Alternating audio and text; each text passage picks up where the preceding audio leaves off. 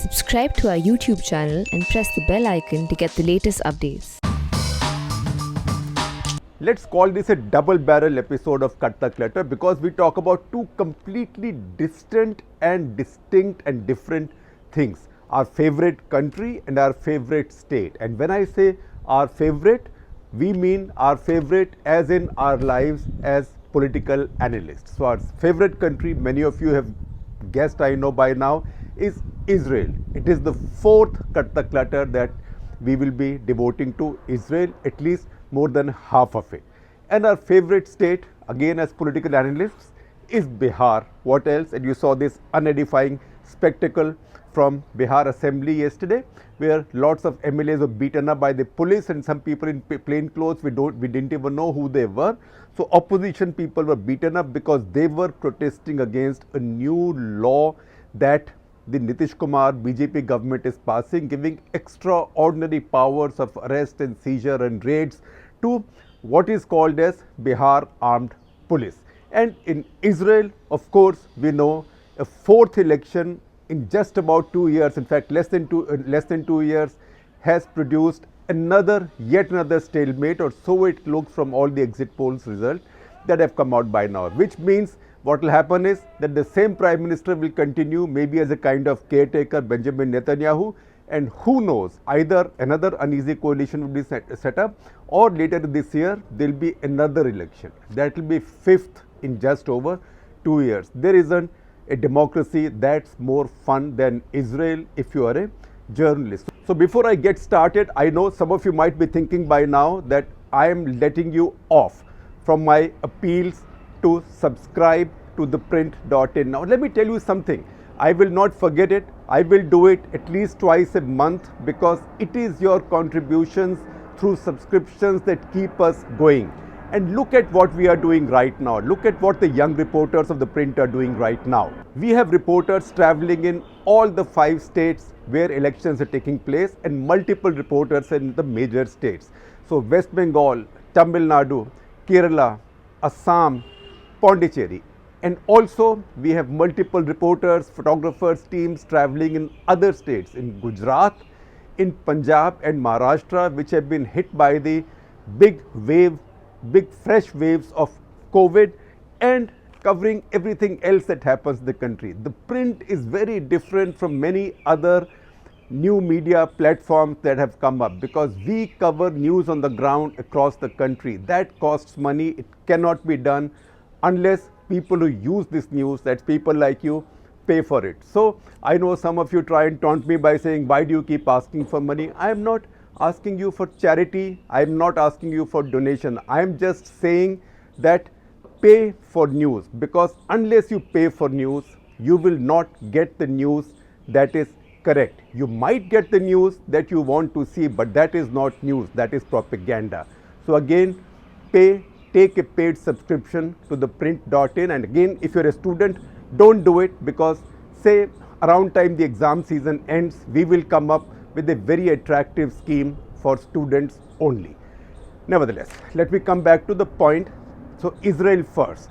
Now the fourth election has taken place in Israel in 2 years. Israel has a very unique system of electing its national parliament, or what is called in Hebrew the Knesset. The Knesset has 120 MPs, so majority is 61, but the key thing is those 61 should agree with each other. And you might ask me, what do you mean if there is a majority of 61 and they should agree with each other? I will tell you, that is what makes Israel's politics so fascinating. The last election, for example, third election, because its issue is not yet settled, one group, that is the group led by Benny Gantz, who is a former chief of staff of Israeli Defense Forces, a former general, his party called Blue and White Party. Blue and white are the colors of the Israeli flags. It's a nationalist party, right-wing party. Every party in Israel that's in the contest right now is a right-wing party. The left in Israel got banished a long time back. In fact, the Labour Party, which used to be the leading intellectual, political, philosophical force in Israel, has more or less petered away, very much like the left in India, although they were not like the left in India, not that ideological. But everybody is right. Now, Benny Gantz's group around him, or the opposition to Netanyahu, got 61 seats. 61 is a majority. But they didn't all agree the third time on forming one government to keep Netanyahu out. So Netanyahu got an opportunity. There was a standstill. He went ahead and he made a deal with Benny Gantz that you come and join my government. So two adversaries joined a government. It's like in an election, if the Congress and BJP both failed to get a majority, both got together and said, look, the country needs a government, we'll run a government. And then they also did a deal that for the moment, Netanyahu will be Prime Minister last April, but by November next year, that is November of 2021, Benny Gantz will become Prime Minister. For now, Benny Gantz was made Speaker of the House. He was also made Defense Minister. So he had strong positions. So two adversaries came together to form this government. By November, December of last year, it was clear that Netanyahu had no intention of keeping that deal, because Netanyahu has a problem. The problem he has is the moment he ceases to be Prime Minister, then he loses his immunity from corruption prosecutions that are going on. As long as he's Prime Minister, he has that immunity. And if he continues Prime Minister for long enough, maybe he can immunize himself in the long run or grant himself pardon, immunity, whatever. I don't exactly know how that works. So he is paranoid about giving up power. So by November, December of last year, 2020, it became evident to Benny Gantz that Netanyahu was not giving up power and was not going to give over power to him next year. But remember, that game is not over yet. Israeli politics is more fun than a T20 game, except a T20 game gets decided at the end of the day, if nothing else, and through a super over. In this case, there is no guarantee of a decision, so you might have to have another match. So Benny Gantz and Netanyahu fought over many appointments, particularly appointments to judicial departments, to legal departments, justice departments. You know the implications of that, because Netanyahu himself is facing these prosecutions. They also fought over a budget. Should it be a 1-year budget or a 2-year budget? If it's a 2-year budget, then what will Benny Gantz do when he comes to power? So in the COVID year, Israel has actually gone on without a budget. So that is the strange kind of country Israel is. At the same time, again, what an amazing country it is. They have carried out the most successful COVID vaccination campaign in the world. In fact, if you look at data on all global websites, acknowledged data, Israel's vaccination is now has already crossed 120% of its population. What that means is that every citizen is vaccinated, and some have got their second dose as well, their second shot as well. So this is a country which has now crushed COVID, and in fact, Netanyahu was hoping that that will help him break the deadlock this time and win this election. But from everything that's coming out, it doesn't look like he's winning this election. Looks like he will end up, 2 of the 3 TV channels who do exit surveys, and these are quite reliable, tell us that he will be one short. So he will get about 59 or 60, so 1 or 2 short. That also when one opposition leader, that is Naftali Bennett, who's also right-winger, who is a former soldier and commando, and who is a former chief of staff of Netanyahu.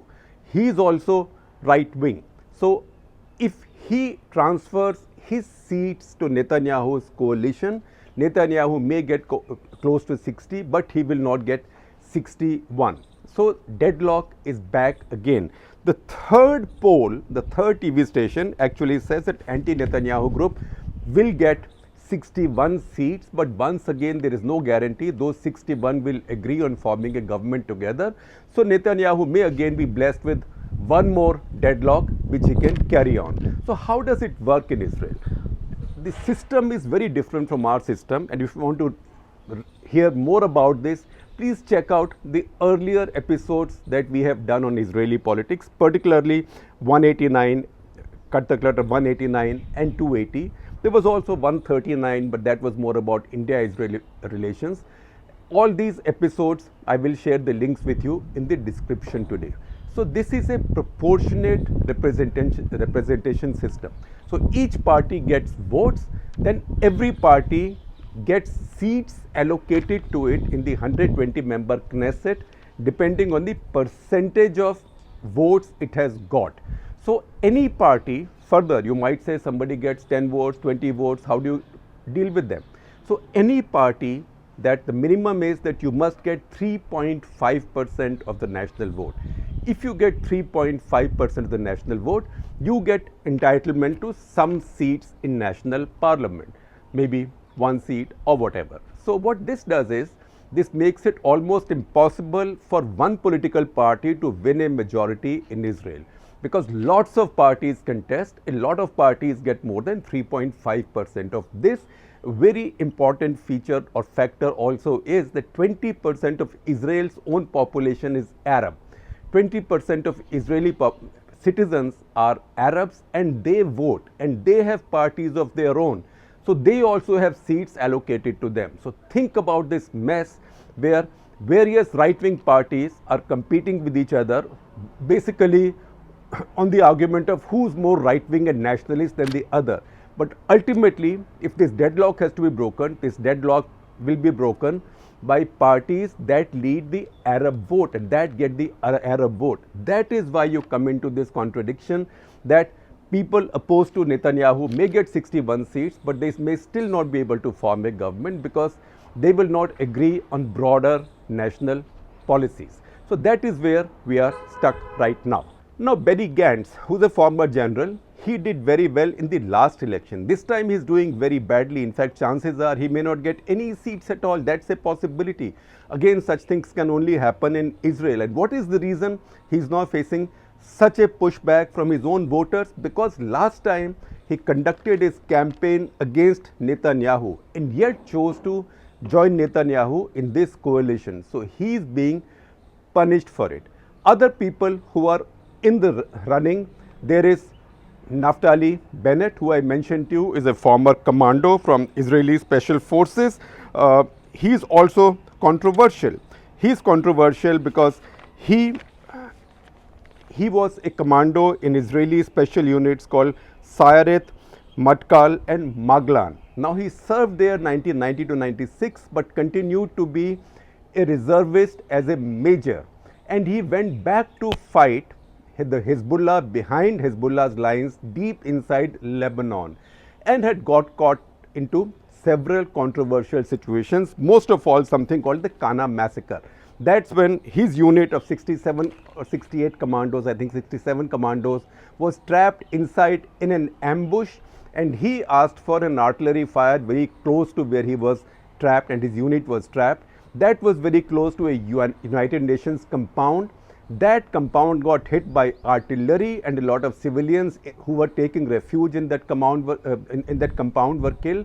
So 102 civilians were killed, including 4 United Nations peacekeepers. That led to demands for an inquiry and a lot of noise. And you know what Naftali Bennett said? He said heroes will not be investigated, and his unit actually wrote back supporting him. So he has that controversial past, was chief of staff to Netanyahu. He is now a challenger. He has a party of his own which may have enough votes right now to get about 6 to 7 seats. That's how Netanyahu gets to even 60. So he now can demand that because without me you can't manage, make me prime minister instead. So all bets are off, anything is possible. Similarly, there is a leader called Yair Lapid. Yair Lapid is a former TV broadcaster, a former anchor, star anchor, who set up his own party. So this is a funny situation where Netanyahu, who leads Likud, a party of the right, is essentially challenged by 3 other leaders of the right. It's a bit like, I'm oversimplifying it, and it doesn't apply exactly like this, but just for understanding it, it's like Narendra Modi leads an election which results in some kind of a deadlock, and then he is challenged by Bajrang Dal, Vishwa Hindu Parishad and Arnab Goswami all at the same time. Once again, it's a simplistic comparison, but that's the kind of situation that you see in Israel right now. Now, what happens in Israel in this peculiar country and system? Now, in any deadlock, it is the president who is Reuven Rivkin, who then calls usually the leader of the largest party and gives him 4 weeks, him or her 4 weeks to try and form a government. Then this round of give and take, etc., etc., starts. Defection is not needed because parties decide where I will give my seats. So then this bargaining starts, and it's been there forever. Israel has the PhD in the world on coalition formation and on running governments through coalitions. Now, if that leader fails in 4 weeks, then the president can give someone else that opportunity. So, if Netanyahu fails in 4 weeks, the president can ask maybe Naftali Bennett to come and try his luck, or somebody else, Yair Lapid, to come and try his luck. If that also doesn't work, then this devolves on Parliament, on the Knesset. Then Knesset can appoint anybody and say, look, you are the leader, we give you 4 weeks, find yourself a majority. If that leader again cannot get a majority, then the Knesset dissolves itself and a fresh election takes place. Now, if you think this is not complicated enough, I will tell you what can happen theoretically. What can happen theoretically is that the stalemate continues, a new election is not held, and Netanyahu drags on, which he'd like to. And come November, and Benny Gantz, who today may not have any seats, he will then become prime minister, because when he and Netanyahu had their power sharing deal last year, that deal was drafted into an Israeli law, and that is a sitting law. So once again following that law, which means everything will be restored retrospectively. At least that is the understanding I get from reading the experts and international media, particularly the New York Times, which covers Israel very, very closely always. So we move to Bihar, but before that, if you want to read about the history of Naftali Bennett and this controversial operation, then you have to Google something called Operation Grapes of Wrath, and you will find more about it. In fact, Israel's political history is filled with characters like this, because a large number of them have come from armed forces background. You remember that in Israel, military service is compulsory. Now, Israelis have a stalemate, but fortunately, they haven't learned from Bihar or Bihar politicians how to break a stalemate or how to break a protest, at least by their own citizens. I think they are pretty nasty when it comes to dealing with protests by Palestinians, but not their own citizens or their own elected lawmakers. What happened in Bihar Assembly yesterday was a national shame, because opposition was protesting against Nitish Kumar's new law. The protest led to fisticuffs between opposition benches or opposition wrestlers and kabaddi players and the ruling party kabaddi players. There was maramari, and then the police joined in the melee, and lots of other people joined in who looked like outsiders because they were not in uniform, but they could be police officers or policemen in mufti. Because I will tell you something from my early experience in Haryana Assembly, when it used to be a lot more fun than it is then. Even it is now, even now it's fun, but then it was a lot more fun because Aya Ram Gaya Ram was on in the 70s and anti-defection law had not come in. And I do remember in one of these melees when shoes were flying and people were getting beaten up and furniture was being torn and microphones were being yanked out, I ran into somebody who said to me, don't worry. I got a bit worried because it was a mess, and I thought he'll beat me up because I was just then quite a green or wet behind the ears reporter in such a hostile environment. And this fellow lifted his shirt to show me his belt, saying, don't worry, I am from the police, main CID ka hu. So maybe some of that happened in Bihar as well. But what happened was very bad. If woman MLA was being dragged out, her sari was being pulled out as she was being dragged out. Many others were beaten up. It is one of the worst things to happen, and most shocking that this happened under Nitish Kumar, who generally over the years, over the decades, we have known to be a decent politician. Now, what is this about? We are not writing an editorial in Cut the Clutter, we usually don't do. But what is this about? This is about a new law that Bihar Assembly passed yesterday called Bihar Special Armed Police Bill 2021. Now, what is this Special Armed Police Bill? Every state has an armed police force. In Delhi, it's Delhi Armed Police, Haryana Armed Police. In some states, it's called Armed Constabulary. In some, it's called military police. In Bihar, it's called military police. In Manipur, it's called Manipur Rifles. So very often when Manipur Rifles units are involved in human rights violations and things, people think it's the army that has done it, because Manipur Rifles sounds like the army. They also wear olive greens.